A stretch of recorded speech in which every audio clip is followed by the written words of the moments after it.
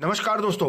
आजकल छोटी बड़ी हर सर्जरी करने का एक रिवाज चल पड़ा है कि रोबोट से सर्जरी कराएंगे। लेकिन रोबोट से सर्जरी कराना कितना फायदेमंद है, इसके क्या नुकसान हैं, यही हम आपको आज दिखाने और बताने वाले हैं।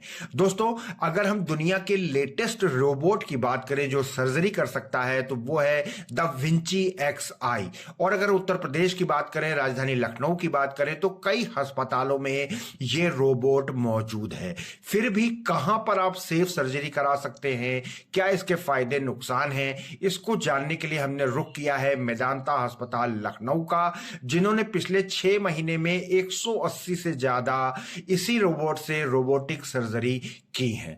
आइए इस बातचीत के माध्यम से हम आपको दिखाना चाहते हैं, रोबोटिक सर्जरी से जुड़े हुए जो मिथक हैं उनको हम तोड़ना चाहते हैं, और आप भी रोबोटिक सर्जरी के फायदे और नुकसान दोनों जान लीजिए। आइए पहले डॉक्टर से, विशेषज्ञों से बातचीत करते हैं, फिर इसके आगे की बात भी हम आपको बताएंगे। सर, क्या क्या चीजें अब रोबोट से सर्जरी हो रही हैं और क्या एडवांसमेंट है? नहीं, जैसा कि आप सब लोग जानते हैं कि सितंबर में हमारे पास वर्ल्ड का best robot da Vinci XI robot आ गया था।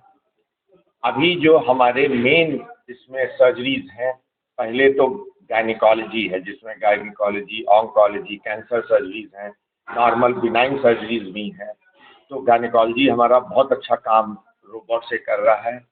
इसके अलावा यूरोलॉजी में अगर बात करें तो गुर्दे के कैंसर्स हैं, गुर्दे में अगर कोई अनुवांशिक रुकावटें होती हैं जो काट के हम ठीक करते हैं, या कैंसर्स होते हैं, और सबसे ज़्यादा इसका फ़ायदा प्रोस्टेट कैंसर में मिल रहा है क्योंकि वो बहुत डेप्थ में होता है। तो यूरोलॉजी में भी हम सब तरह की सर्जरीज रोबोट से कर रहे हैं, और हमने अब पीडियाट्रिक केसेस में भी रोबोटिक सर्जरी शुरू कर दी क्योंकि हमारे पास ट्रेन पीडियाट्रिक रोबोट सर्जन भी हैं। इसके अलावा हमारी गैस्ट्रो सर्जरी की विभाग की जो टीम है वो भी बहुत अच्छा काम कर रही है, चाहे वो कोलन का कैंसर हो, चाहे वो लिवर का कैंसर हो, चाहे गॉल ब्लैडर हो, और कल जैसे बहुत बड़ा इन्होंने पेनक्रियास का कैंसर पूरा रोबोटिक से विपल्स ऑपरेशन किया। इसके अलावा यूरो के बारे में मैंने बताया, और गैस्ट्रो में डॉक्टर आनंद साहब और संदीप वर्मा जी, जिनकी पूरी अपनी टीम है। तो ये सब तरह के प्रोसीजर्स जो है वो गैस्ट्रो सर्जरी में, चाहे ऑन्कोलॉजिकल हो चाहे बिनाइन हो, कर रहे हैं। हमने रोबोटिक हिपेटेक्टमी, लिवर ट्रांसप्लांट में भी शुरू किया। किडनी में भी हमने किडनी ट्रांसप्लांट भी रोबोट से शुरू किया है।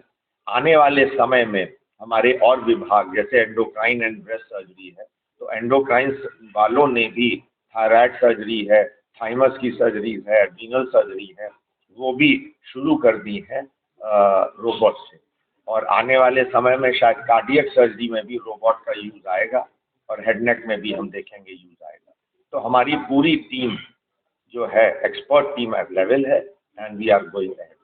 दो मिथ लोगों के दिमाग में है कि सर्जरी जो है रोबोट करता है, और दूसरा मिथ एक ये है कि बहुत ज्यादा ये खर्चे वाली सर्जरी। क्या कहना चाहिए? तो आपका जो पहला प्रश्न है कि रोबोटिक सर्जरी कोई रोबोट करता है, ये गलत फहमी है लोगों में। बिकॉज रोबोटिक सर्जरी जो है वो आपका सर्जन करता है। जो रोबोट है वो एक इक्विपमेंट है जो आपका सर्जन इस्तेमाल करता है वो सर्जरी करने के लिए, and that's a very advanced equipment जिसकी विजन बहुत अच्छा है, जिसका प्रिसिशन ऑफ मूवमेंट बहुत अच्छा है। So that is why it's a very advanced surgery, but the surgery जो है वो आपका सर्जन करता है रोबोट को यूज करके असिस्टेंस के तौर पे। It's not that the robot आपका सर्जरी पूरा करेगा। और दूसरा आपने कहा कि खर्चे के बारे में, तो खर्चा इफ यू सी, एक बार में अगर आप देखें जैसे मैंने बताया तो आपको लग सकता है, बट देन क्योंकि आपको दवाएं कम जरूरत पड़ेंगी, एंटीबायोटिक कम लगेगी, क्योंकि कोई हम पेट खोल नहीं रहे हैं, इससे बहुत ज़्यादा कोई इन्फेक्शन नहीं है, दर्द बिल्कुल नहीं होता है, तो दर्द की दवाएं भी कम लगेंगी, क्योंकि विजन इतना अच्छा है, ब्लड वेसल्स इतने अच्छे से दिखते हैं, पकड़े जाते हैं, क्लैम्प किए जाते हैं, तो ब्लड लॉस नहीं होगा। ब्लड लॉस नहीं होगा तो कभी ब्लड ट्रांसफ्यूजन की ज़रूरत बहुत कम होगी, दर्द नहीं होगा, आप तुरंत अपने काम पे वापस जा सकते हैं।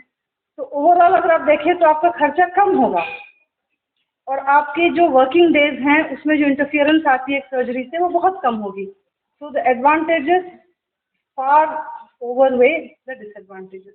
मैं doctor Sandeep Kumar Verma, director GI surgery, GI oncology and bariatric surgery, Medanta hospital Lucknow में। बेसिकली बस ये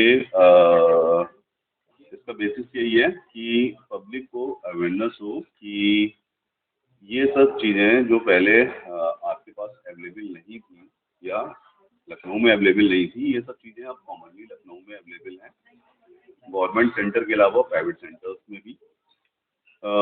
सबके लिए बेसिक ये रहता है, अगर आपके पास बहुत सारे ऑप्शंस हैं तो आप, और वो सारे के सारे अगर अफोर्डेबल हैं तो आप क्या चूज़ करना चाहोगे? आप अपने लिए बेस्ट पर्सन केयर के लिए और बेस्ट टेक्नोलॉजी आपके ट्रीटमेंट के लिए चाहोगे। तो अगर पैसे की कोई बात नहीं है। दूसरी बात है, यहाँ पे जेनाइनली बार हैं, यहाँ पे जेनाइन लिमिटेशंस हैं, वहाँ पे सारे मेथड्स एक्सप्लोर किए जा सकते हैं, हर किसी की कमियाँ और फायदे रहते हैं। लेकिन जहाँ पे केवल मेंटल बार होता है कि अधिकतर आदमी की मेंटलिटी होती है कि हम अपने कपड़े अच्छे पे कम खर्च करेंगे। सेहत ही जो है वो हमारी सबसे बेस्ट थिंग है। सेहत के लिए हमें खर्च करने में कोई हेजिटेशन नहीं रहना चाहिए, क्योंकि ये इन्वेस्टमेंट जो आप अपने आप पे करते हो उससे आपकी वर्क एफिशिएंसी, आप जल्दी काम पे लौट जाते हो, तो ओवरऑल आप फायदे में ही रहते हो। तो दोस्तों देखा आपने, डॉक्टर्स ने, विशेषज्ञों ने बताया कि रोबोट की सर्जरी थोड़ी सी महंगी जरूर पड़ती है, लेकिन आपके हॉस्पिटल में स्टे कम हो जाता है, आपको कट्स कम लगते हैं, आप रिकवरी ज्यादा कर सकते हैं। तो ये इसके फायदे हैं। इसके साथ साथ अब बहुत जल्दी ही इंडिया में बने रोबोट भी आ जाएंगे, वो भी अपना काम करेंगे और लगातार जैसे जैसे प्रतिस्पर्धा बढ़ती जाएगी वैसे वैसे ये कीमतें जरूर ही कम होती जाएंगी। दोस्तों, स्वास्थ्य से जुड़ी ऐसी ही प्रमुख खबरें और जानकारी हम लगातार खोजते रहते हैं और खोज के आपको दिखाते रहते हैं। तो आपसे भी अनुरोध है कि नेशनल वॉच न्यूज चैनल को लाइक, सब्सक्राइब और शेयर करें और इस तरीके की बहुमूल्य जानकारियां लगातार देखते रहें। इस रिपोर्ट को देखने के लिए बहुत बहुत धन्यवाद और बहुत बहुत शुक्रिया दोस्तों।